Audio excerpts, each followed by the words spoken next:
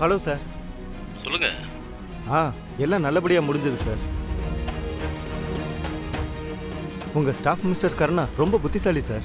அவர் ஏதோ எமர்ஜென்சி ஹாஸ்பிட்டலில் மாட்டிக்கிட்டதுனால தான் வர முடியலன்னு எனக்கு ஃபோன் பண்ணி வீடியோ கான்ஃபரன்ஸ் மூலமாக டாக்குமெண்ட்ஸ் எல்லாம் தெளிவாக காமிச்சிட்டாரு. I am so impressed. Documents எல்லாமே கிளியராக இருக்குது சார். நெக்ஸ்ட் வீக் ஊருக்கு வரும்போது ஃபார்மாலிட்டிஸ் எல்லாம் முடிச்சு ரெஜிஸ்டர் பண்ணிக்கலாம் சார். சரிங்க, நீங்கள் வந்துட்டு சொல்லுங்கள், அப்படியே பண்ணிக்கலாம்.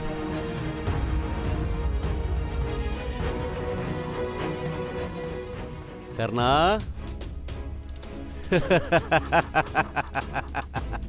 சூப்பரா. எனக்கு கூட இப்படி தோணவே இல்லை பாரு. அண்ணே என்னாச்சுண்ணே? நான் கூட எல்லாம் முடிஞ்சிடுச்சு அவ்வளோதான் நினச்சேன்டா.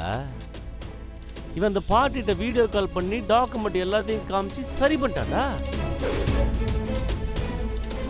அந்த ஆள் ஃபோனில் அடுத்த வாரம் பிஸ்னஸ் வச்சுக்கலான்னு சொல்லிட்டான். நானும் 1 கோடி ரூபா கையை விட்டு போயிடுச்சேன்னு நினச்சிட்டு இருந்தேன்டா. ஆனால் நீ தெளிவாக வேலை பார்த்துருக்க. டாக்டர், எங்க அப்பாக்கு எந்த ஆபத்தும் இல்லையே? ஓ, நீங்க தான் அவரோட பொண்ணா? ஆமா.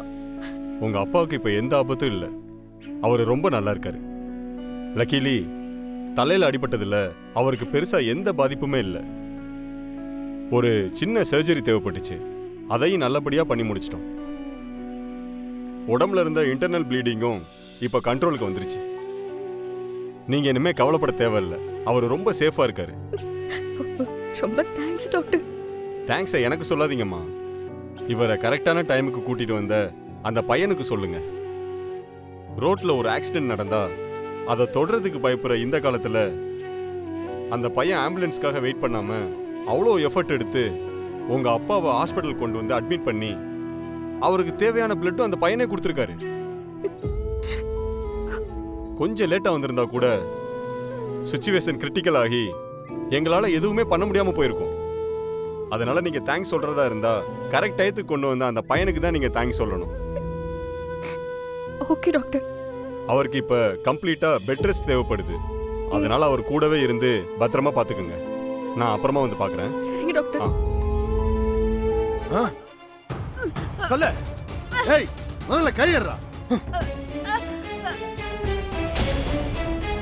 அவ புள்ளதாச்சு புள்ளன்னு உனக்கு தெரியும்லடா. அப்புறம் எது காட்டு மிராண்டி தனமா நடந்துக்கிற? கையறா.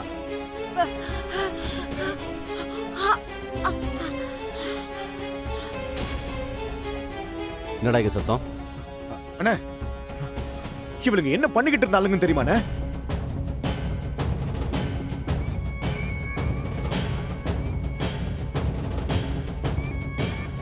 இவா வா பேசிக்கலாம். அண்ணே இல்லண்ணே, இவளுங்க சொல்றேன்ல, வா.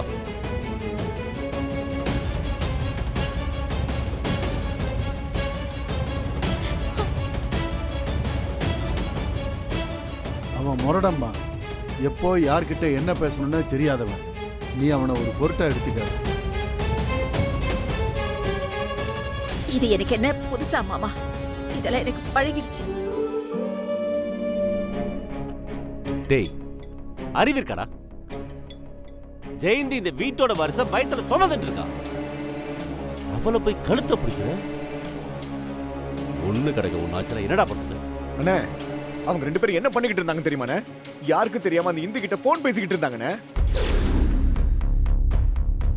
அது மட்டும் இல்லண்ணே, நமக்கு தெரியாம பின்னாடி நிறைய வேலை நடக்குதுண்ணே. அந்த கர்ணாவே நம்ம கிட்ட போய் பேச ஆரம்பிச்சிட்டானே.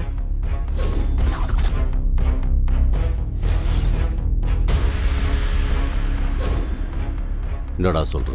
ஆமாண்ணே, அவன் நமக்கு பின்னாடி டபுள் கேம் ஆடுறான். அன்னைக்கு பத்திரம் எடுத்துட்டு வர லேட் ஆனப்போ நம்ம கிட்ட என்னென்ன சொன்னா? ஏதோ அவனுக்கு தெரியாத வயசான ஒரு ஆளு ரோட்ல அடிபட்டு கிடந்தான், அவங்கள ஹாஸ்பிட்டல்ல கொண்டு போய் சேர்த்தேன்னு சொன்னான்ல. ஆனா அவன் உண்மையில கொண்டு போய் சேர்த்தது இந்துவோட அப்பாவை. அண்ணே, அது அந்த இந்து ஜெயந்தி கிட்ட சித்ரா கிட்ட பேசிக்கிட்டு இருந்த நான் காதல கேட்டேனே. உங்களுக்கு சந்தேகம் இருந்தா அவங்களை கூப்பிட்டு கேளுங்கண்ணே.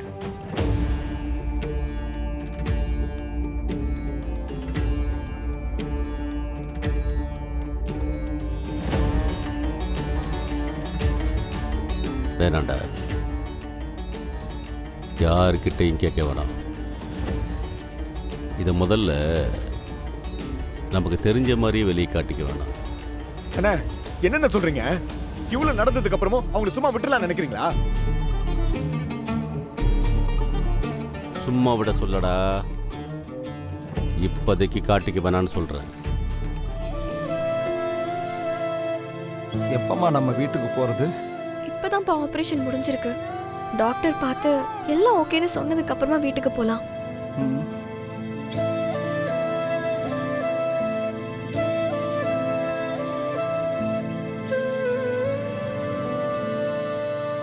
நான் அந்த டெம்போ வந்ததை கவனிக்கவே இல்லைம்மா.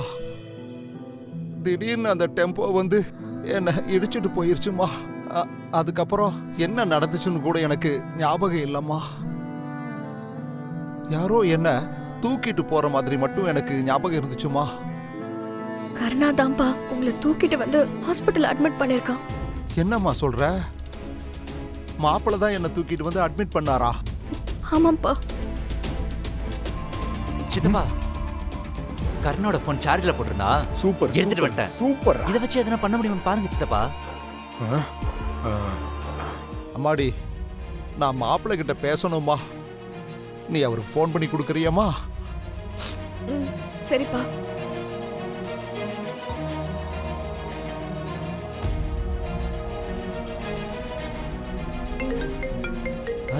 சித்தப்பா, இந்து தான் கால் பண்றா. நீங்க அட்டென்ட் பண்ணி அவளை நல்லா திட்டி விட்டுருங்க சித்தப்பா. வேணாம் வேணாம் வேணாம் வேணாம் வேணாம். இரு இரு இரு. இப்ப வேற ஏதாவது ஒண்ணு பண்ணணும். நான் சொல்ற மாதிரி மெசேஜ் டைப் பண்ணி அந்த இந்துக்கு அனுப்பி விடு. சரிங்க சித்தப்பா. என்ன டைப் பண்ணணும்? ஓபன் பண்ணு, ஓபன் பண்ணு. உங்க அப்பா அடிபட்டு கீழே கிடந்தப்போ மனிதாபிமானத்தில் தான் போனா போதும் தான் ஹாஸ்பிட்டல்ல கொண்டு போய் விட்டேன். அதை டைப் பண்ண. இந்த சந்தர்ப்பத்தை பயன்படுத்தி நீ திரும்ப என் கூட சேர்ந்துடலான்னு நினைச்சு இப்படி போன் பண்றியே, உனக்கு வெக்கம் இல்லையா, மானம் இல்லையா, சூடு இல்லையா, எதுவும் இல்லையா அப்படின்ற மாதிரி டைப் பண்ண. சித்தப்பா, சூப்பர் சித்தப்பா. சரி சரி, இந்த மெசேஜ நீ அனுப்புனதுக்கான அடையாளமும் அவ போன் பண்ணதுக்கான அடையாளமும் எதுவுமே இருக்கக்கூடாது. எல்லாத்தையும் டெலீட் பண்ணிடு.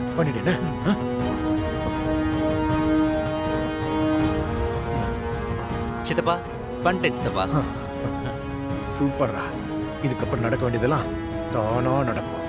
ஆமா, நடக்கும். டேய், நீ போன் எங்க எடுத்தியோ அங்கே போய் வச்சிடு. சரிங்க சித்தப்பா.